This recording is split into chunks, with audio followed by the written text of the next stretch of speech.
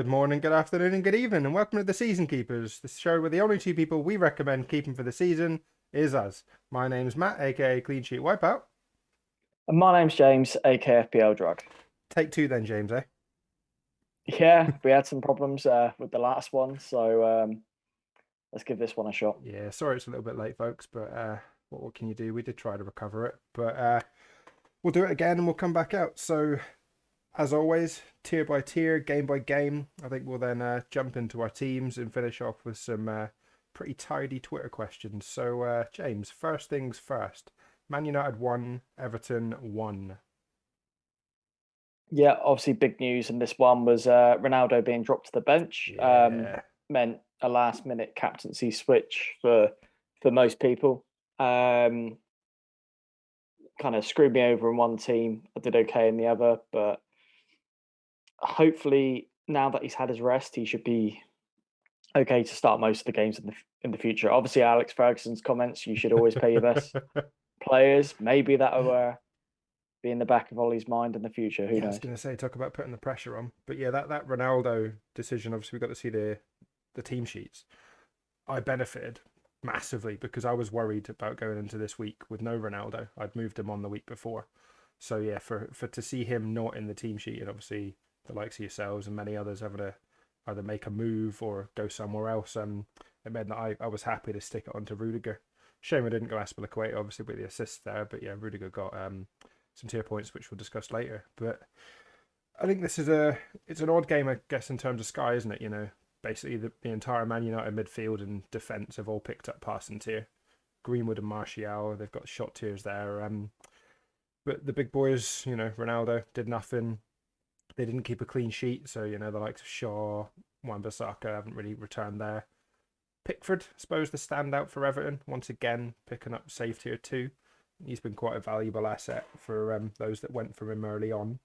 And Damari Gray obviously didn't pick up any attacking returns, but got himself man of the match. So 5 point return there as well.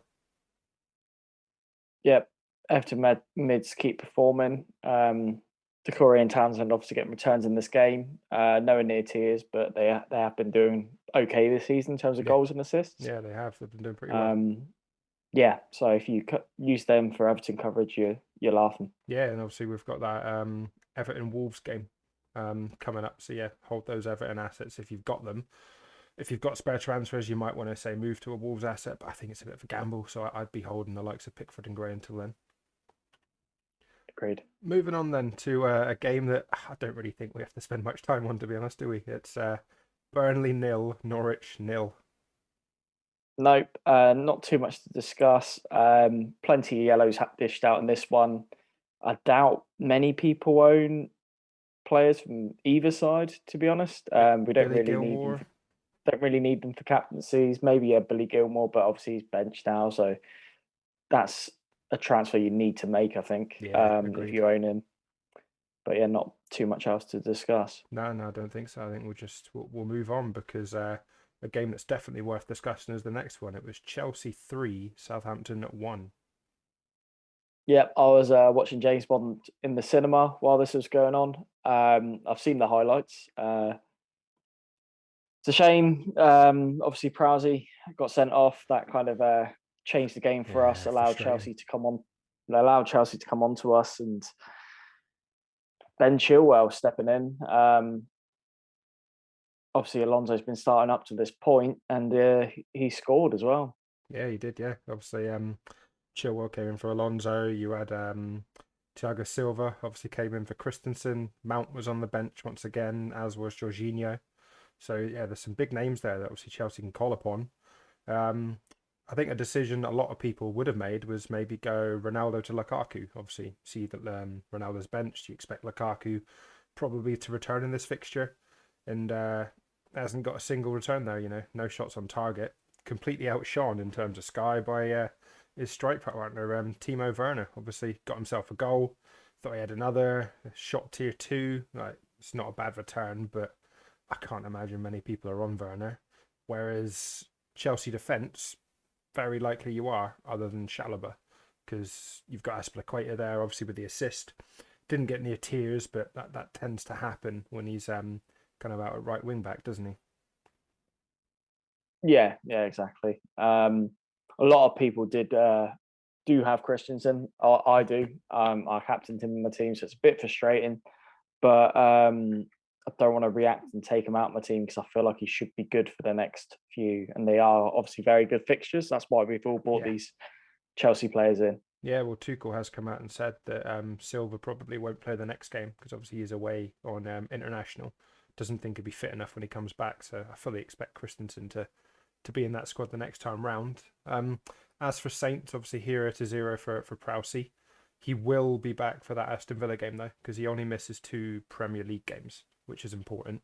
So I guess the decision is, if you're happy to move him on, you've got to make sure you've then got cover in, I think it's 3 weeks' time for that game, 3-4 weeks' time.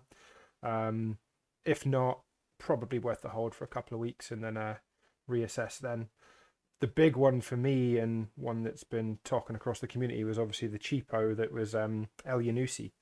And as I've been saying, and yourself for the past 3 or 4 podcasts, I wouldn't have recommended him to anybody because of the amount of forward attacking players we've got. And this time round, he's the one that's been benched, alongside, say, Gineppo. Stuart Armstrong's back as well. Even Che Adams was on the bench here. So I think it shows that it seems, aside from Adam Armstrong, everybody else is prone to rotation. And that worries me about going for any Saints kind of attacking-minded player. Yeah, and obviously at his price, where he's so cheap, it's hard to get anyone else in. Yeah, So I wouldn't go there myself. no, definitely not. Right, moving on to the next game, and a game that, to be fair, I actually expected more attacking returns, but we didn't really get any. It was Leeds 1, Watford 0. Yeah, a strong defensive display from Leeds, a clean sheet. Cooper getting past and tier again. So he's looking a good pick if you say not going for Rafinha. And Yeah, maybe you will be looking down that route because it looks like he might not be available for the game after the international break. quite possibly, yeah. Due to, I think Brazil have not released they're not going to give their players, they release their players early, No, is what I've seen. But yeah, so are Argentina. So could be, looks like a major doubt for that game. But yeah, no, strong performance from Leeds. Goal from Llorente. I don't think too many are on Llorente or even Cooper for that matter. But um, if you got a good defender that can score goals, that's obviously it's handy. yeah, definitely. And obviously, Lorente kind of missed out the last few weeks through injury. Strike was back on the bench, obviously, after his suspension. So, Leeds centre backs are certainly there, and obviously they're without Ailing through injury at the moment. But yeah, the passing tier seems quite consistent, which is certainly worth to keep an eye on. As for the Watford side, I guess it's only Ismail Assar that a few people will be on. It's one of these games where you probably were hoping that he'd at least get an assist or on the score sheet, but just wasn't to be. But I think Sarr, for his price and the consistency of, yeah, he might get a few twos, but then he'll pop up with a 10-15 pointer. So he's certainly worth holding for now. Yeah, agreed. Moving on then to a team that people are probably going to be talking about more and more as we come closer to that Wolves Everton game. It was Wolves 2, Newcastle 1. Yeah, a very good display from the front two, Jimenez and Huang. 2 goals for Huang, 2 assists for Jimenez. Um, Typically, it's not something we tend to see from Jimenez as being the provider. He tends No. to be the goal scorer. But credit to him, lovely balls for Huang, and Huang's looking decent so far. What I've seen from him, it's just, will he play every game? Well, we're not sure. Yeah, especially as obviously I think Trincao is out with COVID at the moment. But then you've obviously got Podence there, you've got Traore, they're both on the bench. I can't imagine they're Even happy. Silva. Yeah, I can't imagine they're happy sitting there. So I think it is Jimenez plus another, and there feels like there's 3 or 4 that are options, and whether they go the 3 up the top, there's still 4 players trying to fit into 2 spots. You're inevitably, much like Southampton, going to see a bit of rotation there. So I think Huang would be a bit of a risk. I wouldn't be going there myself. Um, as for the likes of Kilman and Semedo, once again picking up tackle tier, both got tackle tier 2 this time round. I think if you're going to go anywhere and you haven't, say, gone Ismail Assar, I think those two could be could be viable defensive options. As for Newcastle, at time of recording, they've just been taken over, James. So pretty soon, instead of Joe Linton, we're going to see Kylian Mbappe there, aren't we? Well, we'll see. I've seen them commenting that they plan sort of a organic growth, so maybe not Mbappe straight away, but they're definitely going to have the money and the funds to bring in some decent new players. Because if you look at that Newcastle team, I think I'd keep probably just Saint Maximin. Yeah, I was going to say Willock might stand a chance, maybe, but Yeah, there aren't yeah, maybe, there yeah. aren't many players you'd keep there. And yeah, I saw the organic growth thing. I think it's obviously we've both got our opinions on the fact it's Saudi ownership and whatnot, but we won't go into that. I think for Newcastle themselves, it might give them the boost that they need because obviously they've been struggling this season. I can't imagine, bless him, but I can't imagine Steve Bruce is going to be there for too much longer now that the takeover has taken place. So I think it will all depend on who they bring in, the type of players they maybe go for during the Christmas period, and then we'll go from there. Because Man City went through this, didn't they? And remember the days of them going for Robinho and Mangala. Names gone by. Now, it took them a while to develop, but I think Newcastle might gamble on a few players of similar ilk, and then try to grow from there. So definitely want to keep an eye on, and maybe come the second overhaul, we might be talking a little bit more about Newcastle. Yeah, yes, we will. And it's worth mentioning our midfielder shout out Hayden, 4 Hey. tackles. they love it. There's always one, isn't there? Always one. Yeah, there is, and I'm excited to see who Newcastle bring in January, and it's obviously a huge lift for the fans as well. Yeah, exactly. I think that's the biggest thing. They've had 14 years under Ashley. It's not been fun. So, albeit the ownership's a talking point, I am glad for the fans that they might have some positivity in the club now. Right, and the final game on the Saturday, and one that there's probably a few assets lying around quite a lot of our teams. It was Brighton 0, Arsenal 0. Yes, there are, and nobody really hit tears, but I guess it's okay as there are clean sheets all round. Ben White, I think many of us are on. Obviously, Dunk's a sort of a favourite, and Sky he did get passing tier. Yeah. I don't think many would be on Dan Burn due to his sort of minutes. No. But he made 6 tackles. Yeah, I was going to say with Lewis Dunk, I think it's been key that he has moved back into the central role of that back three. And obviously Duffy has moved out wide and Burns gone the other way.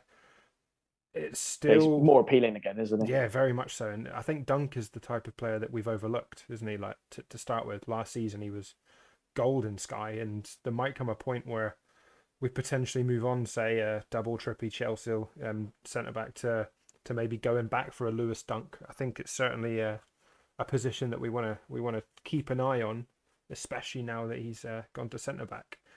As for Arsenal, obviously another clean sheet, likes of Ben White probably popped up in quite a few teams, given we need them for the 2 single game days, don't we? Exactly.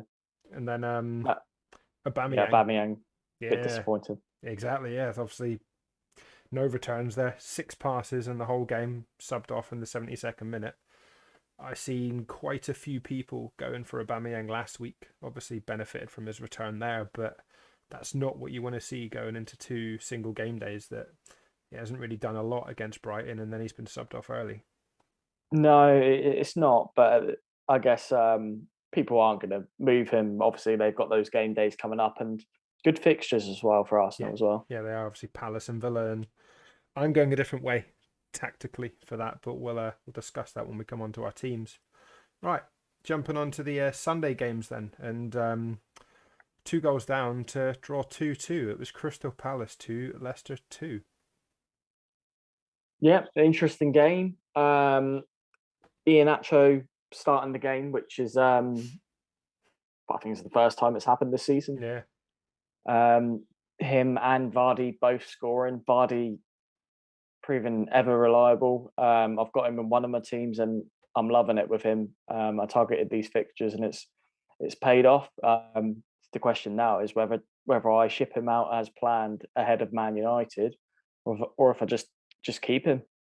Yeah, I guess it's. Yeah, I think you're doing quite well on transfers, aren't you? So if it was part of your plan, I think Man United are maybe a team to target, or it depends on what way you wanted to go in that sense. Because is it what 6 goals so far this season for Vardy? But Yeah, he's scored almost every game. yeah, So it's hard to move off of him, but that is kind of the plan. yeah. If it's part of the plan, personally, I'd stick to it. But Mm. yeah, Vardy can, as you say, return any time. Um, I think on the Palace side, obviously, a lot of his own Gallagher, 2 tackles, 1 pass.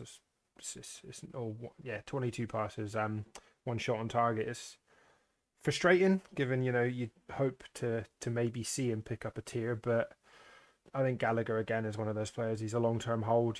He might be subbed off occasionally in these games. Jeffrey Schlupp came on, changed the game, didn't he, for Crystal Palace? But I still think Gallagher will be pivotal in the success of Palace's season. And then looking at defensively, I mean, I don't think we'll ever go there, but once again, Gihai and Anderson picking up passing tier 2. Yeah, and Mitchell on 5 tackles. I think actually Mitchell has made the most tackles in the Premier League. Okay. I think I've seen. So that might be one to keep an eye on, but it's obviously unlikely that you're going to go there if you already have Yeah. Gallagher. Exactly. Right. Moving on then to a game in which we thought Aston Villa might dominate, but Spurs got the win. It was Spurs 2, Aston Villa 1. Much better performance from Spurs. Yeah, agreed. My boy Højbjerg scoring a goal, which is brilliant news. I text you as soon But as that happened. yeah, I couldn't believe it. But again, one pass off passing tier, very frustrating. He loves to miss out on the tiers by a fine margin. He does, wasn't it? 57 passes the other week. 57 the other week, 59 this week. 59 is just it's a joke, Just and he give him went the too extra far from the pass, eh? tackles. I know. Just give him the Yeah, extra one. he's that's why he's in my team though. He's normally quite good at getting tiers, and a goal such as this weekend is a bonus. Yeah, he's definitely consistent when it comes to that approach. And like you said, I think the positions that he was allowed to take in this game sums up the change I think that Spurs took tactically. It was more of a 4-2-3-1. I think it was Højbjerg and Skip, wasn't it? And Højbjerg was Yes. almost allowed to venture forward when Skip was holding position, and obviously previously Højbjerg's either been isolated there or caught out. So we obviously saw in the Euros Højbjerg can be quite influential if he's given the freedom to roam, and that might be a positive for Spurs and obviously for Højbjerg owners. In terms of tiering, obviously Harry Kane, albeit quite a few of us possibly captained him if you own him. Thankfully, we got ourselves shot tier 2 there. Really unfortunate not to score. I think it's inevitably coming. He had a 1-on-1 that he should have put away. But the man in goal, Emi Martinez, stood strong and got himself 6 saves there. So obviously saved tier 2. I brought Emi Martinez in this weekend. I moved Ismaila Sarr, obviously playing on the Saturday, to Martinez on the Sunday because I wanted to cover both the Arsenal captaincy and the Southampton captaincy. And I think the time to do it was probably the weekend just gone by if you wanted to cover both of those. Obviously, you can then make a decision post the Arsenal game if you've already got a plan there and you don't have Saints coverage as to when you jump on him post. But I just thought it was worth the pump with Martinez, and yeah, picking up save tier 2. It's certainly handy. It's like a 5. I think it's 5-pointer. Can't complain. Yeah, take that all day long. Yeah, absolutely. Jumping on to the second last game of the weekend, and an away upset. It was West Ham 1, Brentford 2. Yeah, another impressive performance from Brentford. Showed a lot of character to obviously have the late-ish equaliser and then go on to win the game. Yeah. And it was the sub again, the super sub, Wisa. Great strike as well. Really thumped it in. Emphatic finish and yeah, great performance. Not much on the tiers side of things, just the keeper hitting save tier. Both ends. Yeah, but not too much else to talk about. On the West Ham side of things, you got Bowen obviously scoring and getting shot tier. He had a very good game. He did. He played well. Looked pretty lively. He was sort of feeding Antonio. Antonio was just a bit unlucky, I think, in this game. I think it's more down to Brentford being a good team than it was Antonio playing badly, I think. Yeah, I think he was millimeters away from getting on the end of one of the crosses, wasn't he? And in terms of the tiers there, yeah, Declan Rice once again picking up a tackle tier. I think he's been quite consistent, whether it's a passing tier or a tackle tier. I know I spoke to Craig at the Man On Pod about Rice beforehand, and I'm not a huge fan of him in terms of Sky. He's an exceptional player, but yeah, he is ticking along. And Ben Rama, obviously, although he didn't pick up any attack and returns, got himself shot tier one there. So again, another 4-pointer, I think, for Ben Rama. It's something you'll definitely take in a game like this when there's limited attack and returns. Definitely.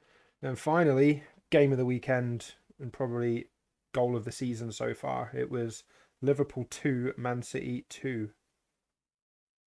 Yeah, fantastic game. And Salah, obviously, the star of the show, Yeah. a goal and an assist, even somehow made 4 tackles and got tackled here.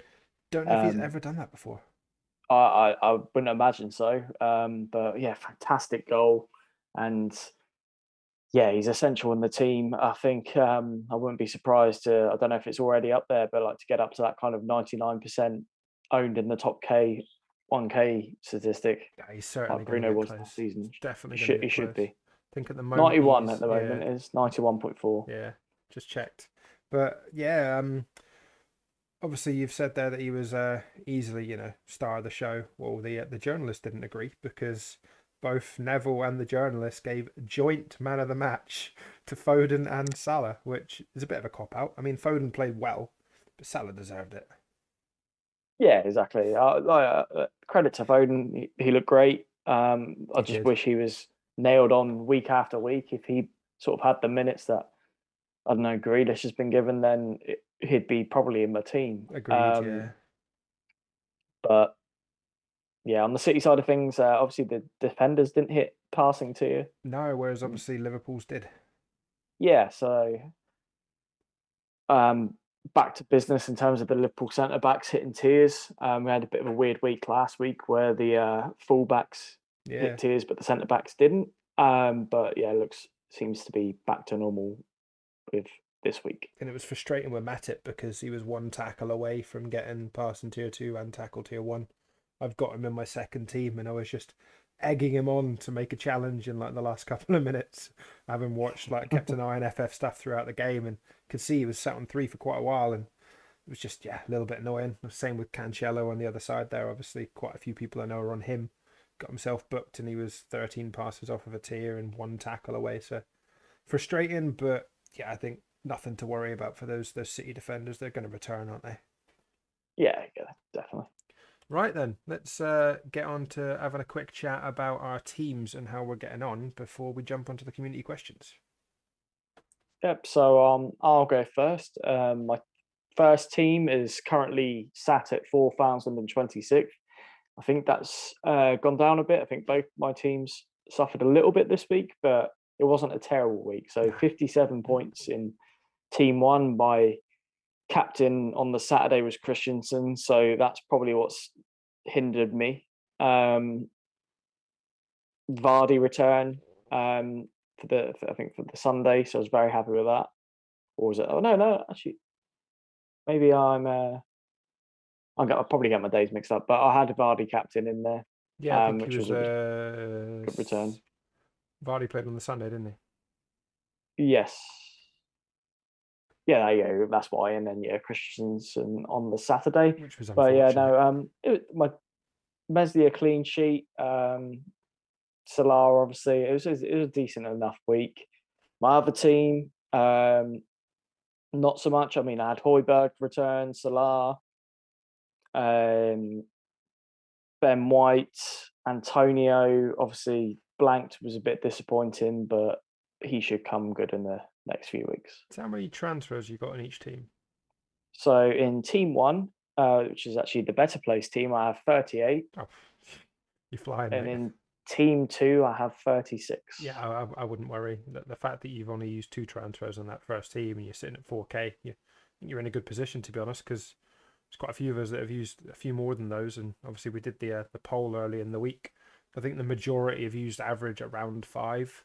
There's a few that have used more and a couple that have used left, but yeah, I think for you to be there and have only used two, you're definitely set well, and it means that you can do a few of those punts and those kind of moves that you want to make in the next few weeks that say others might be a little bit reluctant to do. Exactly. For me, I got 71 points in my first team. Takes me up to 309th, which isn't too bad. It's more Nice. I'm trying to set up so for the foreseeable. So I can't imagine I need to make a planned move now for at least 3 or 4 weeks, maybe longer. I've got obviously Gallagher in there and Martinez for the single game day coverages, and Martinez covers me for that Villa game. Obviously, I've got Damari Gray in there for the Everton coverage, so it's not too bad. And at the moment, I think the only planned transfer might be Kane to Lukaku, but I kind of want to see an upturn in Lukaku's stats before I jump on him. And obviously, it's Brentford next, which I think will be a tough game. But after that, it really turns for Chelsea, and that's when I might make the decision. But that's probably the only planned transfer. The other team have got 2.4k, got 60 points this week. It's not too bad. Could have been better. Obviously, Prowsey hadn't got sent off. It would have been an extra 5 points there. And Ismail Assar was frustrating, but Rafinha was in there with a captaincy that I had to cover, and yeah, the likes of Matip and Rudiger at the back it's not too bad at all. Nice. We've got some pretty amusing questions, James, and there's one in particular that I think it's quite topical given the hacking scandals that have been going on about, and yeah, I really do, in all honesty, feel for the Hub guys. We've seen the video there that got posted, and it's heartbreaking. Even though I'm part of the Hub, I know that my details have potentially gone out, but some of the criticism that they've had, I think, has been pretty harsh. Yeah, security is a massive thing, and they should really focus on it. But my heart goes out to them. I think it's Will's business at the end of the day, and it can't be nice. But Benny Blanco, of course, the man has had a slightly upside view of it, and we'll come on to that question last. But first things first, from FF Dempsey. Aside from specific transfers, have both of you adopted any specific strategies this season? I'm more cautious with my transfers this season. I think I used them a bit quicker last season, and then felt a bit restricted later in the season. So I think I'm doing okay on that front Yeah, you are. so far this season. I think only if I really see the benefit in the move am I making the move, or if I'm forced into it, obviously an injury or whatever. So yeah, just being a bit more cautious. Obviously making sure I plan ahead, and have everything covered. Yep, no, agreed. I think for me, it's the reluctance to look too hard and too deep for those 3-for-1s where I don't really think they're there this season. It's more focusing on the chain moves and kind of keeping my transfers back for those, because yes, you don't necessarily make up for fixtures, but you make up for fixture swings and points that you can target. So yeah, I think having that focus is probably my key strategy this season. Second question comes from Darren Slater. With all the injuries, the World Club Cup and the African Nations Cup all before the second overhaul, how many transfers are you hoping to have by then? I'd like to have a minimum of 15, Agreed. but ideally like 20. Yeah, I think you'd be in a great position if you've got 20. And if you've got 15, that's probably ballpark, would be my opinion, to then obviously really hit that final run of games. Another one in from Ben SkyFF. Which player has annoyed you the most this season? Uh, yeah, Trent, I think I said last time. Yeah, Yeah, obviously he's now missed out due to injury. it's been unfortunate. Yeah, a bit unfortunate, but he's not really delivered that much based on his price so Mm. far this season. He's The attacking returns haven't really been there. He's not really sort of hit what he can do, and yeah, I think he's just sort of let the team down a bit. Yeah, for me, again, it's very price based. It's Van Dijk. I don't think he's been hitting the tiers, or at least as consistently, or the passes as much as I'd like him to. Obviously, got them against City, but previous weeks it's been sevens, and that's not what you want to see from Van Dijk at his price. And Kane, yeah, obviously I took a gamble. I brought him in. Yeah, I got the short tier return from him there, but it's not what I was hoping for. Just fingers crossed.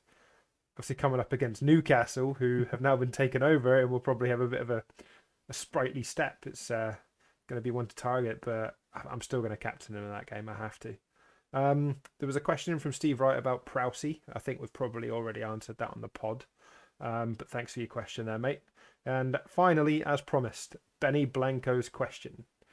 If you had to hack one Sky FF account and destroy their season, who would it be and why?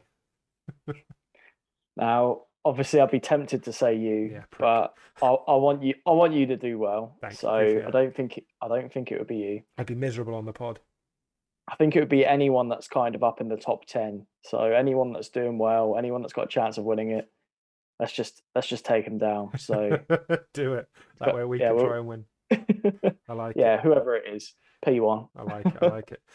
For me, and I mean, controversial. Obviously, they're both kind of associated to the hub, but Dan Cox, just because bite size, a little bit of a rivalry. He's doing very well on his YouTube subs. I think he's just hit 1,000, so it's a fair play. But in all seriousness, Dan's been brilliant. Like he's been in the DMs. We've been obviously talking about the problems that we had in our recording, and I think there's an agreement that we might get him on here eventually, and ideally we'd like to be on bite size. So yeah, fair play to Dan. But I think that the one that I'd really target would be Paul McNulty, because I am fed up of looking in the cash leagues and seeing his name above me. So it would probably have to be Paul on that sense.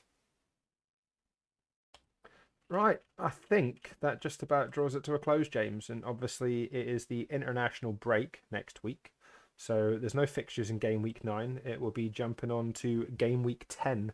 So I think what we've decided is we're going to take a little bit of a break next week. I think we both need a chance to recuperate. And then we'll be back following game week 10 with another review pod, won't we? Yes, we will. See you then. Absolutely right. It's a goodbye from me, folks. And goodbye from me. Cheers, guys. Cheers, guys.